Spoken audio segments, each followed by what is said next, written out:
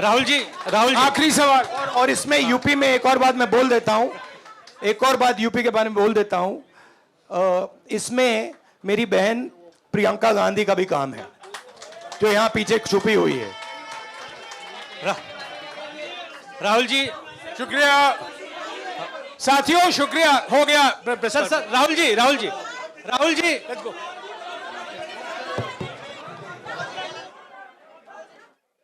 ये मीडिया की तरफ से कोशिश ये भी कि प्रियंका गांधी को प्रतिक्रिया दे दें। राहुल गांधी ने कहा कि उत्तर प्रदेश के लोगों का खास तौर पर धन्यवाद।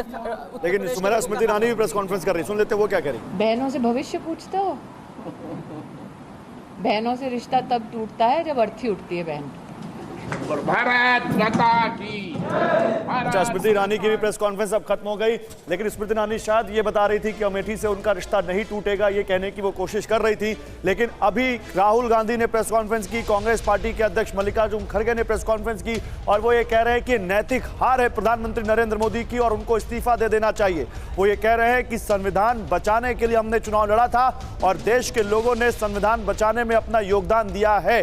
वो कह रहे हैं सरकार बनाएंगे नहीं बनाएंगे, हमारे साथ कोई और नए अलायंस आएंगे नहीं आएंगे, नए अलायंस पार्टनर, इस पर हम बात करेंगे अपने मौजूदा अलायंस पार्टनर्स के साथ और फिर उनसे बात करेंगे। राधिका खेड़ा हमारे साथ हैं भारतीय जनता पार्टी से। राधिका, राहुल गांधी, आप तो वैसे उनके साथ थे कुछ दिन पहले, अभी राहुल गांधी ये कह रहे हैं कि मोदी जी को नैतिक आधार पर इस्तीफा दे देना चाहिए, क्या कहेंगी आप? देखिए, मुझे बहुत अफसोस होता है कि उस पार्टी के नेता जिनको 10 साल लग गए अपनी 40 सीटें बढ़ाने में, वो आके नैतिकता की बात कर रहे हैं। उन्होंने एक भ्रम का जंजाल बिछाया जिससे इन्होंने ये कहने की कोशिश करी कि कॉन्स्टिट्यूशन को खतरा है।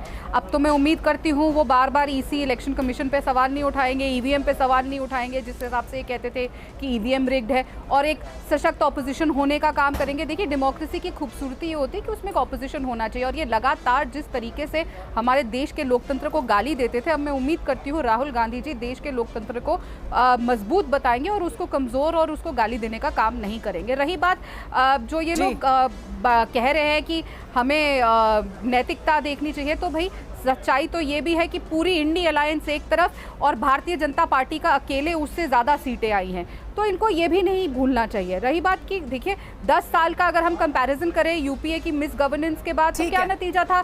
कांग्रेस पार्टी महज 40 सीटों पे आके रुक गई थी, और हम अभी भी जो आंकड़े हैं वो आपके सामने हैं। तो आपके मुताबिक ये किस नैतिकता की बात करें, ये नहीं करनी चाहिए। हमारे साथ बाकी मेहमान भी जुड़े हुए हैं, हमारे साथ अतुल लॉन्डे पाटिल जुड़े हुए हैं, कांग्रेस पार्टी के प्रवक्ता, हमारे साथ सैयद अफजल अब्बास भी मौजूद हैं जो जेडीयू के नेता हैं।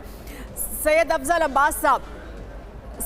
अब्बास साहब के पास हम जाएंगे, कोशिश करेंगे, लेकिन अतुल पाटिल जी, अभी मल्लिकार्जुन खड़गे से पूछा गया तो उन्होंने कहा कि देखिए हमारी क्या लाइन होगी, हम क्या रुख इख्तियार करेंगे, इंडिया गठबंधन के सहयोगियों से बात करेंगे, लेकिन साथ ही उन्होंने ये भी कह दिया कि जो अभी सहयोगी हैं उनसे भी बात करेंगे और जो नए बनने वाले सहयोगी हैं उनसे भी हम बात करेंगे। तो ये नए बनने वाले सहयोगियों की जो उम्मीद है वो बरकरार है, अभी भी ऐसा लग रहा है इंडिया गठबंधन में। दूसरी तरफ एनडीए की बैठक कल होने वाली है, उन्होंने सबको न्योता दे दिया है, सब उनके साथ खड़े दिखाई दे रहे हैं, तो किससे उम्मीद है आपको? नहीं, ऐसा है, वो तो स्पष्ट तरीके से ये भी कहा गया कि हम अपनी स्ट्रेटेजी बता देंगे तो फिर सामने वाले को तो पता चल जाएगा। लेकिन क्या है, कुछ शुभ संकेत रहते हैं, कुछ लोग नए आएंगे शुभ संकेत लेकर आएंगे, कुछ गए तो शुभ संकेत हुआ हमारे साथ, अशुभ निकल गया, शुभ आ गया, तो इसका तो फ़ायदा इंडिया अलायंस को हुआ ही है।